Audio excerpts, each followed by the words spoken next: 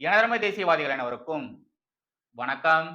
இந்த திராவிட மாடல் எவ்வளவு கேவலமான, மோசமான, அருவருப்பான மாடல் தெரியுமா? இந்த திமுக காரங்களா வாய தொறந்தாலே அதுக்கு காரணம் நாங்க தான், இதுக்கு காரணம் நாங்க தான். உங்களுக்கெல்லாம் இந்த திராவிட பண்பாடு தெரியுமா? திராவிட கட்டிடக்கலை தெரியுமா? தமிழகத்துல இருக்கக்கூடிய அத்தனை தமிழக மக்களையும் படிக்க வச்சது திராவிடம் தான். திராவிடம் மட்டும் இல்லைன்னா நீங்க எல்லாருமே பிச்சை தான் எடுத்திருக்கணும் அப்படின்ற மாதிரிலாம் சொல்லுவாங்க. யாராச்சும் கஷ்டப்பட்டு படிச்சு உழைச்சி மேல வந்தாங்கன்னு வச்சுக்கோங்களேன், அதெல்லாம் நாங்க அவங்களுக்கு போட்ட பிச்சைன்னு வேற சொல்லுவாங்க. அதை விட இந்த திராவிட மாடல்ல மட்டும்தான் சமூக நீதி அப்படிங்கிறது இருக்கு, வேற எங்கேயுமே சமூக நீதி இல்லவே இல்ல அப்படின்ற மாதிரி வேற ஆத்துன்னு ஆத்தி தள்ளிடுவாங்க. ஆனா இவங்க எல்லாம் சொல்ற மாதிரி இந்த திராவிட மாடல்ல பெருசா ஒரு மண்ணும் கிடையாது. காற்று நிரப்பப்பட்ட ஒரு ஓட்ட பலூன் தான் இந்த திராவிட மாடல். அதனாலதான் இப்போ இந்த திராவிட மாடலை எல்லாரும் நார் நாரா கீச்சு தொங்க போட்டுட்டு வராங்க. இவங்க எல்லாம் வெறும் வாயில வடை மட்டும் தான் சொல்றாங்களே தவிர செயல்ல ஒரு இழவும் இல்ல. இப்போ நம்ம தமிழகத்துல இருக்கக்கூடிய பள்ளி கல்வி துறையில ஒரு கேவலமான நிகழ்வு நடந்திருக்கு. இங்க சைடுல உங்களுக்கு ஒரு வீடியோ போடுறேன், அதை கொஞ்சம் அப்படியே பாருங்களேன். இது எங்க நடந்ததுன்னா தமிழகத்துல இருக்கக்கூடிய மணப்பாறை அப்படின்ற ஒரு இடத்துல தான். இந்த ஆளு முரட்டு போதையில இருக்காரு. அங்க இருக்கக்கூடியவர்கள் தண்ணியை தெளிச்சிட்டு தான் அந்த ஆளை எழுப்புறாங்க. அந்த ஆளு வேற யாரும் கிடையாது. நீங்க நினைக்கிற மாதிரி வாட்ச்மேனோ இல்லைன்னா அங்க இருக்கக்கூடிய மற்ற வேலைகளை செய்யக்கூடிய ஒரு சாதாரண நபரோ எல்லாம் கிடையாது. அந்த ஆளு ஒரு அரசு ஊழியர், அந்த பள்ளியினுடைய ஆசிரியர். இந்த காலத்துல ஸ்கூல் பசங்களுக்கு ஸ்மார்ட் போர்டு வச்சு தெளிவா அவங்களுக்கு பாடம் எடுத்தாலும் அவங்களுக்கு எல்லாம் புரியுறது ரொம்ப ரொம்ப கஷ்டம். பிகாஸ் நம்மளுடைய எஜுகேஷன் சிஸ்டம் அந்த லட்சணத்துல இருக்கு. இதுல இந்த ஆளா பாருங்களேன், ஃபுல்லா போதைய போட்டு ஸ்கூலுக்கு வந்திருக்காரு. அந்த பசங்களுக்கு முன்னாடி மயக்க போட்டு விழுந்திருக்காரு.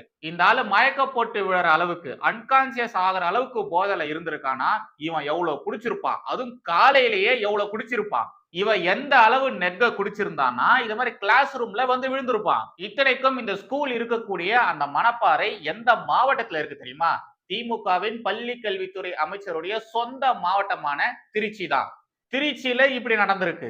ஆல்ரெடி திருச்சியில பல அரசு பள்ளிகள்ல சரியான கட்டிடங்களே இல்ல. அதனால அங்க இருக்கக்கூடிய மாணவ மாணவிகள் மரத்தடியில உட்கார்ந்து படிக்கிறாங்க. இதுல இந்த ஆளு குடிச்சிட்டு ஸ்கூலுக்கு வேற வந்திருக்காரு. இந்த நிகழ்வு சொல்லும் தமிழகத்துடைய பள்ளி கல்வித்துறை எந்த லட்சணத்துல இருக்கு அப்படிங்கறத இது சொல்லும். சுகாதார நிலையங்கள்ல பாத்தீங்கன்னா மருத்துவர்களுக்கு பற்றாக்குறை, பள்ளிகள்ல பாத்தீங்கன்னா அங்க கட்டிடங்களுக்கு பற்றாக்குறை, தமிழகத்துடைய சட்ட ஒழுங்கு அதுல பாதாளத்துல கிடக்கு.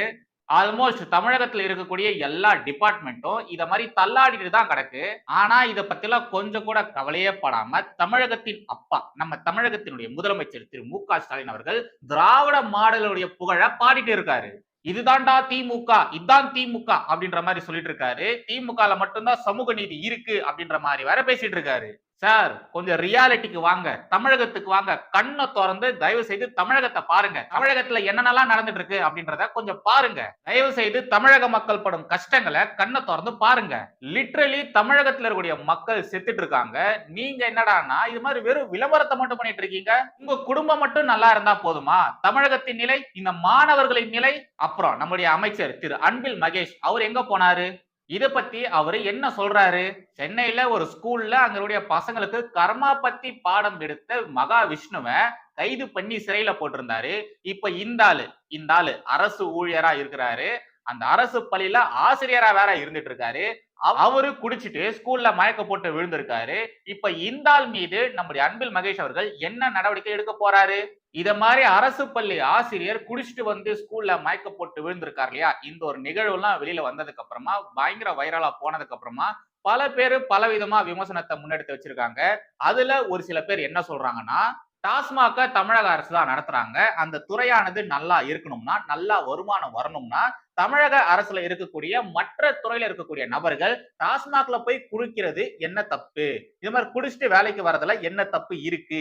எல்லாமே தமிழக அரசுக்கு வருமானம் தானே, நல்லது தானே அப்படின்ற மாதிரி திமுகவை கலாய்க்கிறாங்க. தமிழக அரசு பள்ளி ஆசிரியர் தமிழக அரசு விற்கக்கூடிய வீரன் சாராயத்தை குடிச்சிட்டு வந்து ஸ்கூல்ல மட்டையாயிட்டாரு அப்படின்ற மாதிரி வேற ஒரு சில பேர் மீம்ஸ் எல்லாம் போட்டுட்டு வராங்க. வருங்கால இளைஞர்களை இத மாதிரி குடிகார ஆசிரியர்கள் எப்படி கெடுக்கிறாங்க பாத்தீங்களா?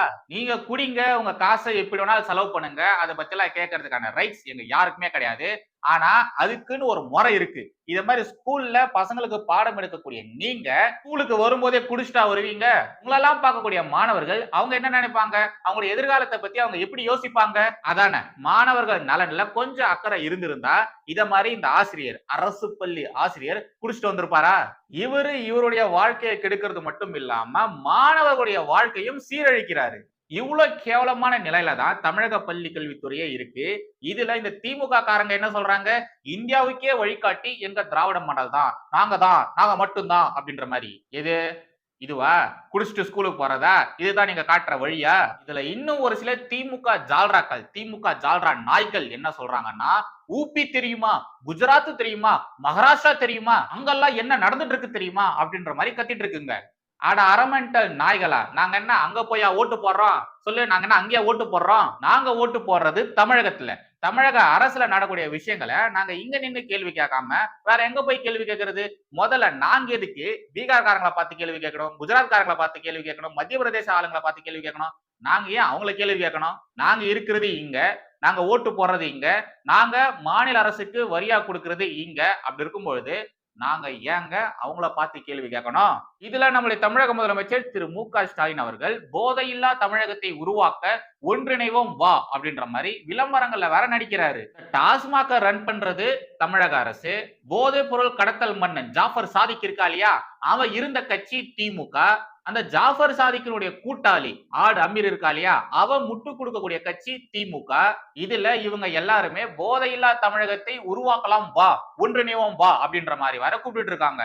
திமுகவின் கூட்டணி கட்சிகள் ஆல்ரெடி இந்த நீட் வேணாம், மும்மொழி கல்வி வேணாம், எங்களுக்கு இந்த புதிய கல்விக் கொள்கை வேண்டாம் அப்படின்ற மாதிரிலாம் சொல்லி எல்லாத்தையுமே வேண்டாம்னு சொல்லி தமிழக மாணவர்களின் எதிர்காலத்தை நாசமாக்கி இருக்காங்க.